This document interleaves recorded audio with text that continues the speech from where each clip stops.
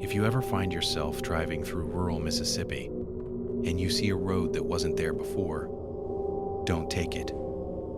Because in March of 1993, 3 friends did exactly that, and only one of them almost made it back.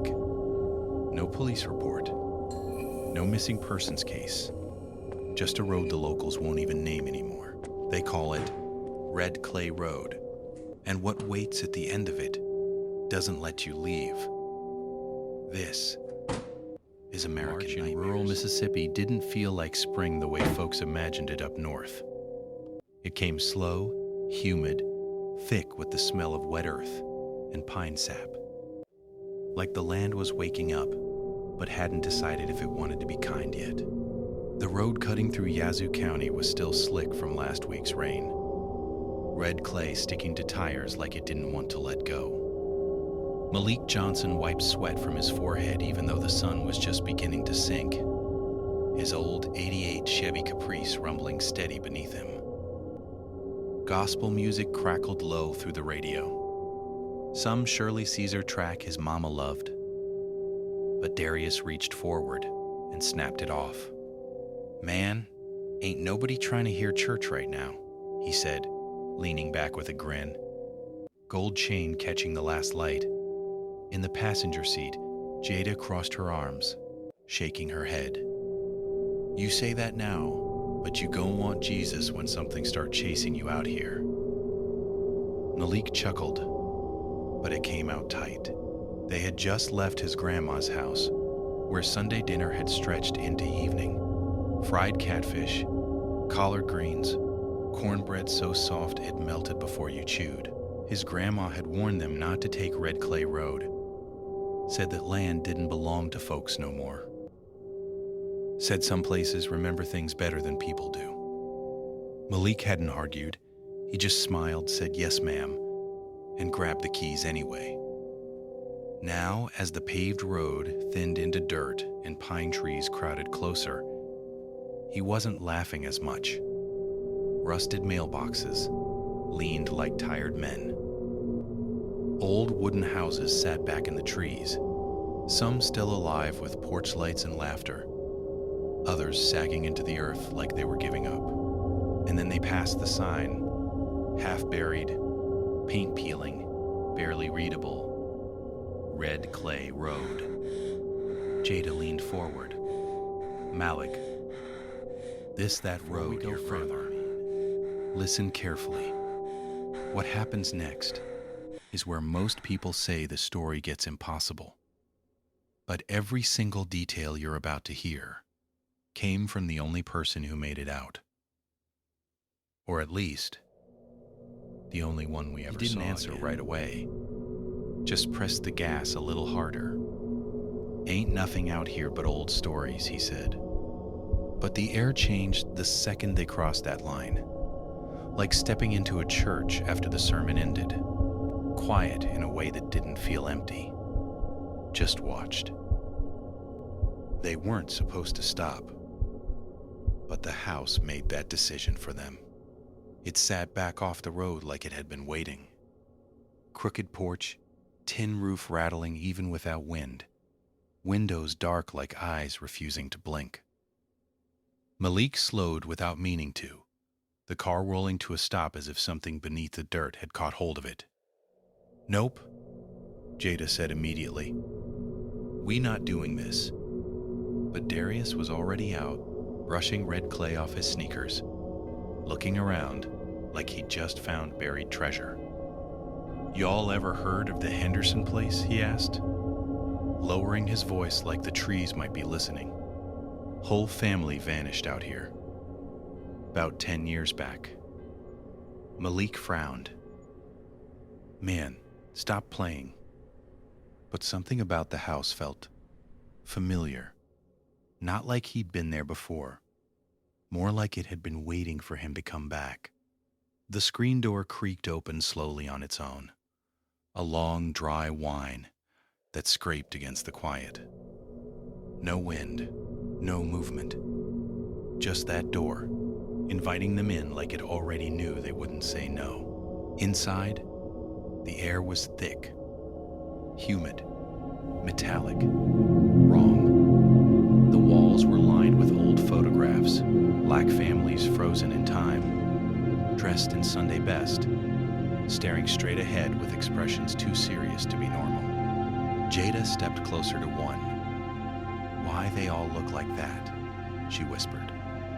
Malik didn't answer, because he saw it too. The faces weren't just serious, they were afraid. And then the radio turned on. Not their car radio. Something inside the house. Static at first, then a voice bleeding through, low and distorted, humming a gospel tune Malik recognized. The same one his mama played. "Hear that?" Darius whispered, raising the camera he'd brought along. The voice grew clearer, stretching into words that didn't belong to the song. "You took your time, boy." Malik's chest tightened. He stepped back. "We need to go." But when he turned, the door wasn't where it should have been anymore. The house shifted like it was breathing. Walls stretching. Hallways bending. The floorboards groaning under something heavier than footsteps. Jada grabbed Malik's arm.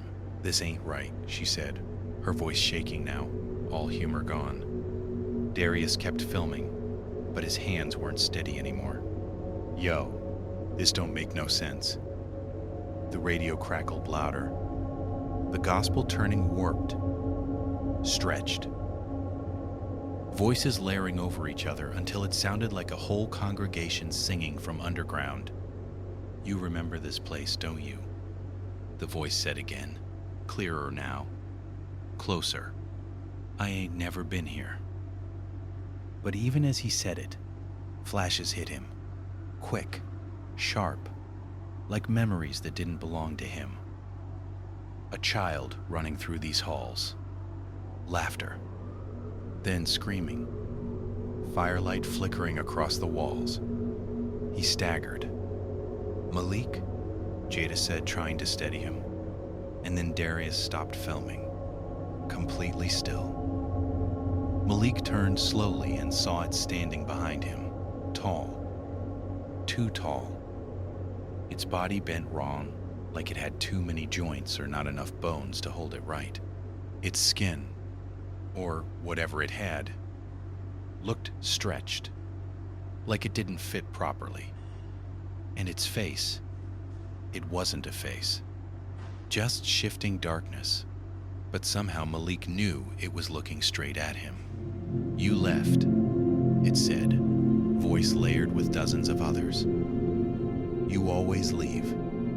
Darius stepped forward, eyes locked on it.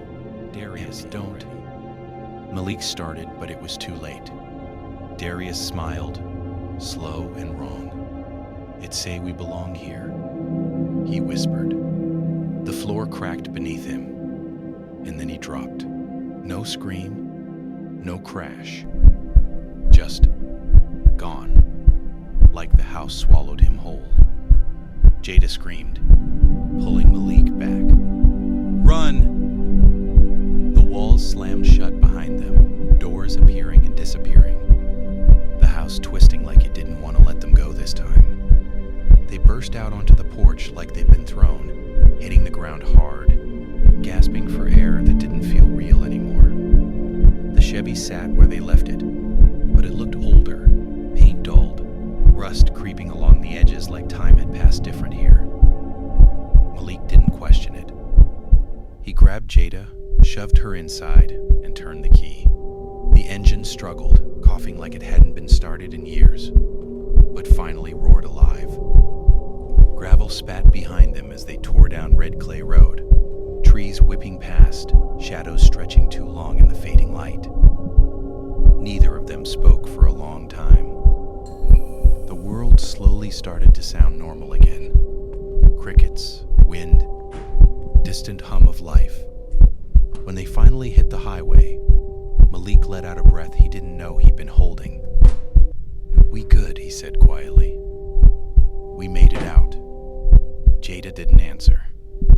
He glanced over and felt his stomach drop. She was staring straight ahead, her face blank. eyes empty in a way that didn't belong to her. "Jada," he said, voice cracking. Slowly she turned, smiling. But it wasn't her smile. It stretched too far, too wide. "You ain't leave," she said softly, voice layered like the thing in the house. Malik's hands tightened on the wheel. "What you mean?" Her head tilted. Unnatural. Slow. Ain't nobody ever leave Red Clay Road. The radio flickered on by itself, that same gospel song bleeding through. But now it sounded distant, like it was playing from underground. Malik's eyes lifted to the rearview mirror and froze. Something sat in the back seat, tall, watching, waiting. The headlights flickered once, twice, and then everything went black. By morning, the highway was empty. No car, no tracks, just the old sign at the edge of the dirt road, barely readable through peeling paint. Red Clay Road, Est, 1893. And beneath it, scratched deep into the wood like it had been carved by hand, "You never." If you made it this far, then you already know.